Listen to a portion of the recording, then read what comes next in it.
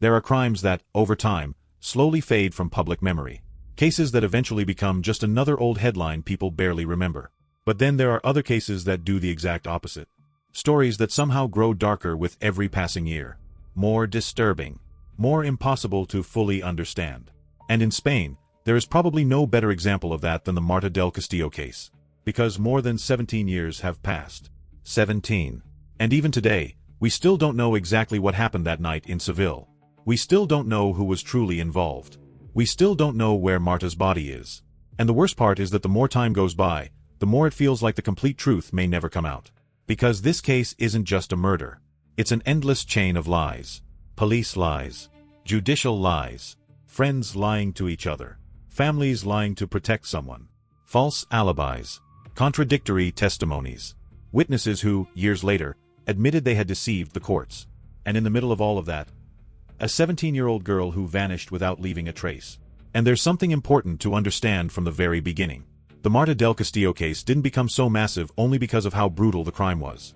It became massive because there was always this constant feeling that someone was hiding something. And maybe the creepiest part of all is that feeling never went away. Everything begins on January 24, 2009. A cold, rainy Saturday in Seville. Marta del Castillo was 17 years old and lived with her parents in the Tartessos neighborhood. She was very close to her family, especially her grandparents, and she was deeply religious. She loved Holy Week in Seville. The smell of incense. The processions. The Esperanza da Triana. From the outside, her life looked completely normal. But there was one person who continued orbiting around her life constantly. Miguel Carcano. And this is one of the first important things to understand about the case. Miguel wasn't simply an ex-boyfriend. He was someone who still had a strong emotional presence in Marta's life. Their relationship had been extremely unstable. Constant arguments, breakups, reconciliations. Some people close to them even described it as toxic. Officially they were no longer together, but they still saw each other frequently. Miguel was 19 years old and moved in a completely different social environment than Marta. And that's where the key names of this case appear. Samuel Benitez, Francisco Javier Delgado, Maria Garcia Mendaro, and Javier Garcia Marin, known throughout Spain as El Cuco. Over time, those names would become some of the most infamous names in modern Spanish true crime history. That afternoon Marta had been chatting on Messenger from home. Today it sounds ancient, but back in 2009 Messenger was basically the social center of teenage life. That's where people organized plans, flirted, argued and talked for hours. And one of the people she spoke to that day was El Cuco. This is where things start becoming interesting. Many people who later analyzed the case believed El Cuco was strangely fascinated by Marta. Nothing romantic was ever proven, but there seemed to be a weird closeness there. He was younger than her and constantly moved around Miguel's group. That afternoon they arranged to meet. Originally Marta had other plans. She was supposed to go out with friends. But everything changed when Miguel arrived outside her apartment building around 5:30 in the afternoon. And this is where one of the most heartbreaking moments of the entire story happens.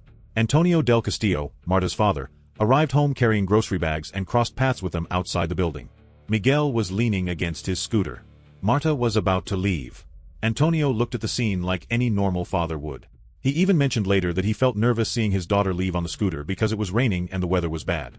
Miguel tried to reassure him. He said they weren't going far. And then Marta said a sentence that would later become extremely important. She told her mother she was going to sort some things out with Miguel. No one ever discovered what those things really were. And that opened one of the biggest mysteries in the case. Because years later Miguel tried to convince everyone that they had gone to the León XIII apartment simply so Marta could pick up some music CDs. But honestly, almost nobody ever believed that story. Not the police. Not the family. Not the public. Because nobody crosses an entire city on a rainy night just to collect some CDs. And besides, Miguel barely even lived there anymore. So what important issue did Marta need to discuss with him? There are theories for every possibility. Some believe she wanted to finally end the relationship completely. Others think it involved jealousy related to Miguel's new girlfriend. And this is where the case becomes much darker. Because over the years there were also rumors involving money, stolen checks and financial problems connected to Francisco Javier Delgado, Miguel's half-brother. Nothing was ever definitively proven. But those suspicions shaped public opinion massively. A huge number of people ended up believing that what happened that night was far more complex than a simple argument between a couple. First they stopped by a friend's house to drop off school notes. Then they headed toward a small park near Carretera de Carmona where the group often gathered. Miguel, Marta, El Cuco, and others spent time there together. And this detail is extremely important, because later on, several people involved would try to alter or minimize their movements that afternoon. But phone records and witness statements confirmed they had all been together. And here's another strange thing. Everything seemed normal. Marta looked calm, relaxed, not afraid. Nothing suggested she was living the last hours of her life. Later, Marta decided she wanted to go to Triana. She wanted to visit the Esperanza de Triana Basilica and meet someone connected to religious embroidery work. Miguel drove her across Seville on the scooter. And when you imagine the scene now, it almost feels cinematic. The rain, the wet streets, the cold air, night slowly falling over Seville. And while they crossed the city, absolutely nobody imagined that this girl would disappear forever only hours later. They arrived in Triana and discovered the basilica was closed.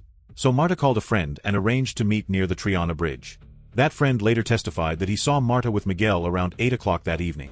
And this is where the first strange cracks in the timeline begin to appear. Years later there were doubts about exact times and certain movements. Nothing definitive, but enough contradictions to increase the feeling that the entire timeline was unstable. After that, Miguel and Marta headed toward the León XIII apartment. And that's where the real nightmare begins. Because León XIII eventually became one of the most infamous apartments in Spanish criminal history. Small, ordinary, nothing unusual from the outside. And yet, it was probably the place where one of Spain's most notorious crimes took place. According to Miguel Carcano's first version of events, they arrived at the apartment and began arguing. Miguel later claimed Marta confronted him about his new relationship. The argument escalated. And then, according to him, he lost control and hit her with an ashtray. This is where one of the biggest debates in the entire case appears. Was this really an impulsive crime? Because honestly, the more you analyze everything, the harder that becomes to believe. Not because Miguel couldn't have lost control. That's possible. The problem is everything that happened afterward.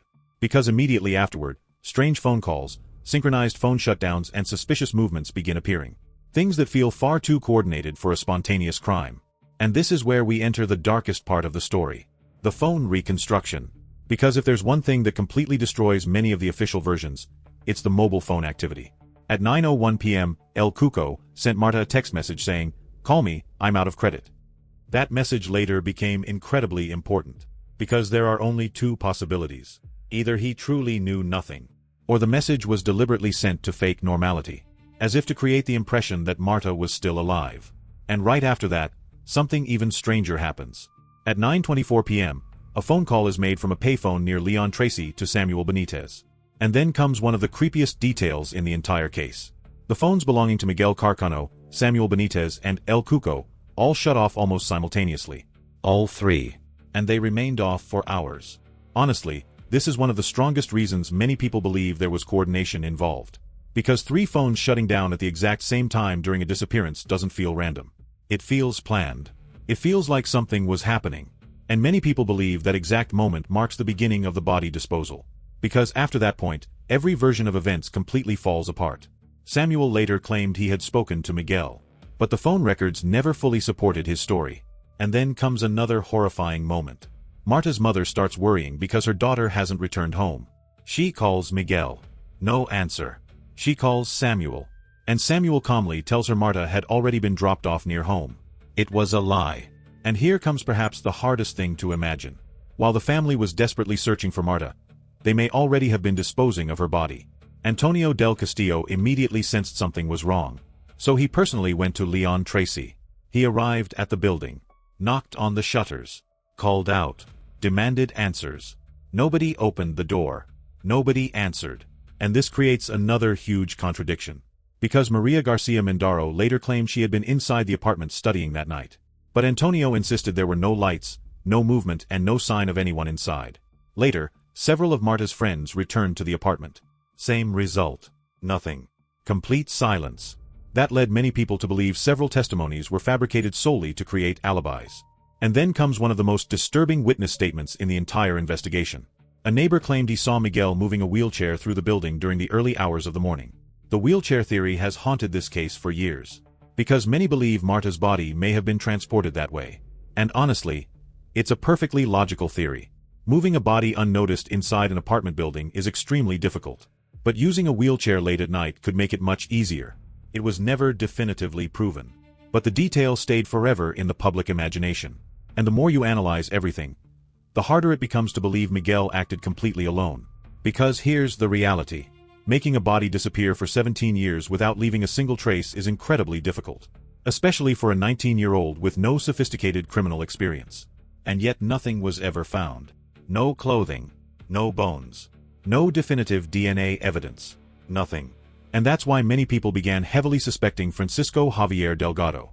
And this is probably the most controversial figure in the entire case after Miguel himself. Francisco Javier Delgado was Miguel's older half-brother. Older. Colder. More intimidating. Many people described him as calculating and emotionally detached. For years there was a widespread feeling that he knew far more than he admitted. One of the strongest theories in the case suggests Delgado was actually the person who organized the body disposal. Why do so many people believe that? Because while Miguel appeared impulsive and chaotic, Francisco projected something entirely different. Cold control. Calculation. Composure.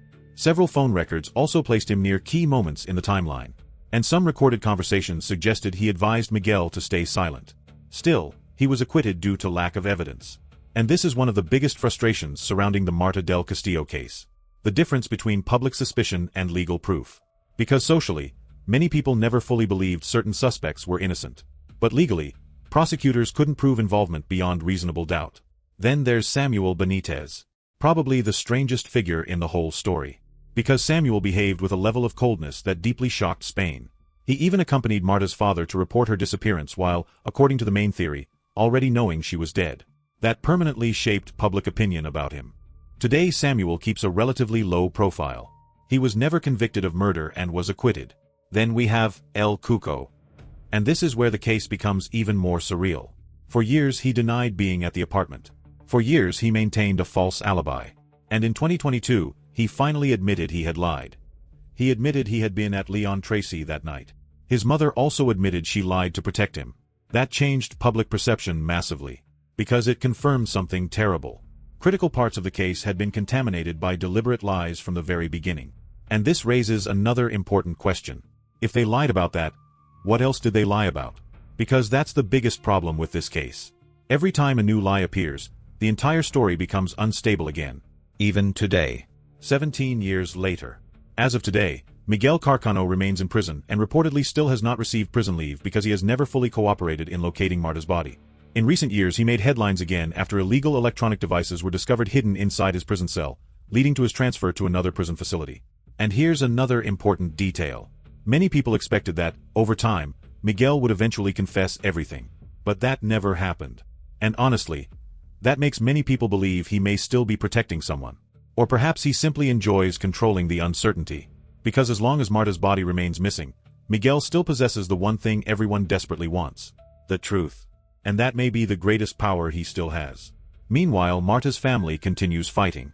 Antonio del Castillo never stopped pushing for answers. Never stopped criticizing what he considers police and judicial failures. And honestly, many people believe the investigation made serious mistakes. Delays. Poor coordination. Weak crime scene management. Missed opportunities. Today, an investigation like this would probably unfold very differently. And many people believe the Marta del Castillo case changed Spain forever regarding how disappearances and highly publicized crimes are handled. Because this case exposed major weaknesses. It also revealed something darker about the media itself. For years the case became a national spectacle. Television specials. Daily debates. Leaked information. Dramatic reconstructions. And honestly, while all of that kept public pressure alive, it also transformed the family's suffering into mass entertainment. Even today, the case continues inspiring documentaries, books and television series. Because Spain still hasn't emotionally closed this story. We still want answers. We still want to understand what really happened that night. And maybe we never will. Because the more time passes, the harder it becomes to separate truth from manipulation. Harder to reconstruct a night built on contradictions. And yet one feeling still remains. The feeling that several people know far more than they ever admitted. And that is probably why this case still haunts Spain after all these years. Because it still feels unfinished. Because it still feels open. Because too many questions remain unanswered. Who was really inside León XIII that night? Who helped move the body? Who organized the cover-up? Did more people lie? Is someone still being protected? Where is Marta del Castillo? And maybe the most disturbing question of all. Will we ever truly know what happened? And that's it for today's video. If you enjoy real cases told with depth, analysis, and every possible detail, subscribe to John Crimes, turn notifications on, and leave your theory about the Marta del Castillo case in the comments. See you in the next case.